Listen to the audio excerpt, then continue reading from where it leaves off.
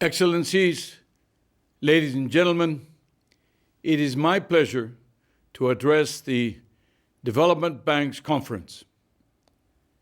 The COVID-19 crisis continues to create unprecedented challenges for our economies and societies. It's threatening to reverse much of the progress that we have achieved promoting development.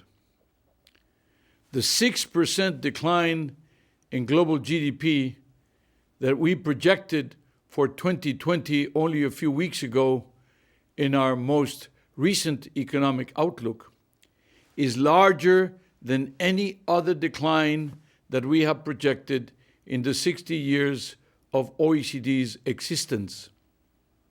Moreover, in the event of a second wave of infections, global GDP could decline by more than 7.5%.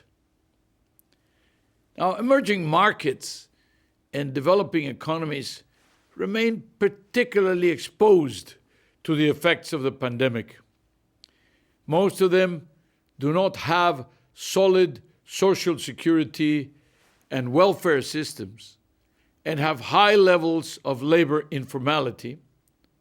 And large parts of their populations cannot remain at home because they need to earn their living by the day, while many of their children do not have access to high-speed internet or even television to move to virtual education. These countries need extra support. This is where the role of development banks comes in. They are crucial players to help emerging economies and developing countries face the COVID-19 crisis and implement recovery strategies focused on sustainability and inclusiveness. This is particularly true for two key areas that will be discussed in today's conference. First, the role of SMEs and the need to provide support to these firms. And second, to undertake much-needed infrastructure investment. SMEs have been among the most vulnerable and the hardest hit by the COVID-19 crisis. Small businesses in OECD countries account for around 75% of the jobs in the most severely affected sectors. Millions of SMEs are at risk of bankruptcy in both OECD and in partner countries. Our analysis on a set of 16 European countries suggests that in a 3-month confinement scenario, 38% of the firms would run out of liquidity without government support. In emerging and developing economies, SMEs face greater challenges as there is less direct government support available.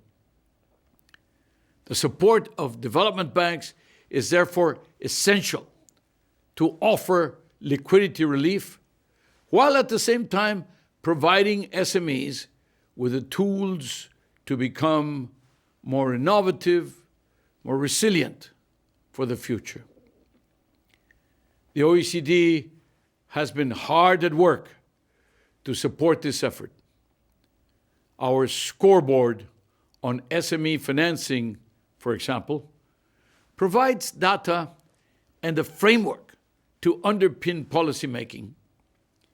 In addition, our SME and entrepreneurship outlook and the SME Policy Index are leading benchmarking tools to build better institutions and implement structural reforms that enable SMEs to continue developing innovative solutions to lead the recovery.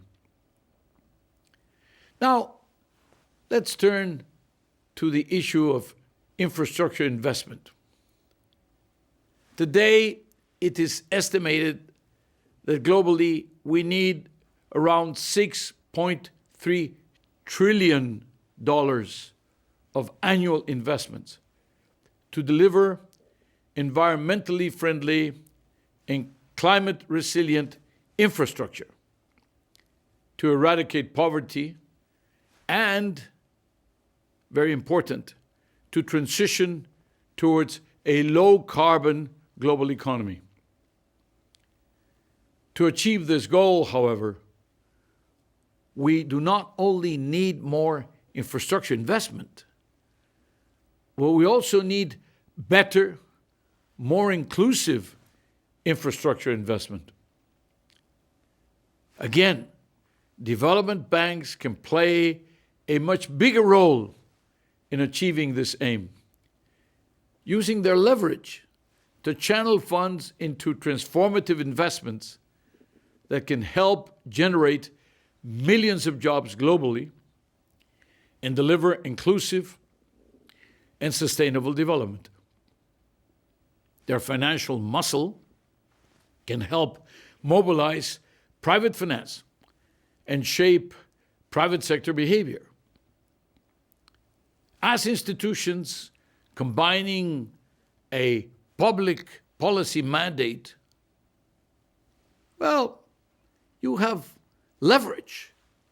You, of course, accumulate project management expertise. So development banks can ensure that private players in the infrastructure sphere, both foreign and domestic, adhere to responsible business conduct and sound infrastructure standards. There are huge opportunities for development banks to innovate with multi-sector coordination processes, new business models involving the private sector, and the creation of new regional value chains.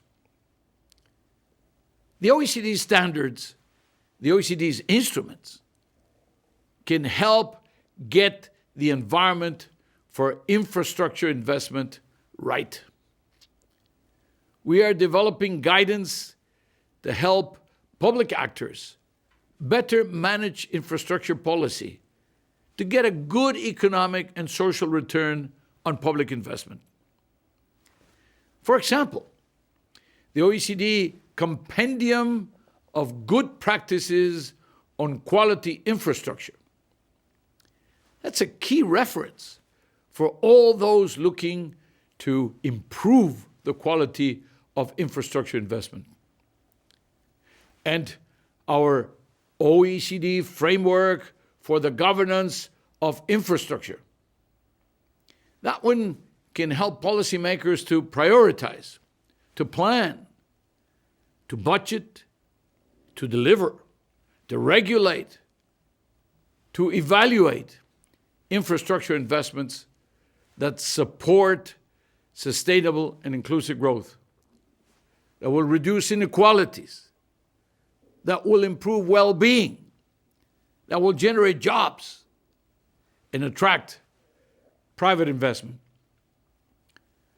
Now, one promising area for development banks and other partners is to use such high-level policy guidance to develop operational tools and principles for development banks themselves.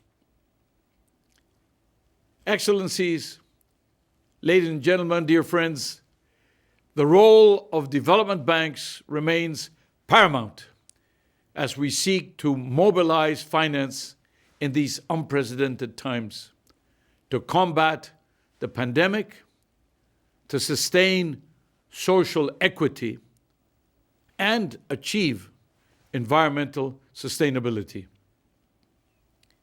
The OECD remains committed to intensify our work with development financial institutions, to support SMEs, to support sustainable infrastructure in partnership with governments, with global fora like the G20, and the private sector. So let us join forces to build back better, for stronger SMEs, for more sustainable and quality infrastructure. Thank you.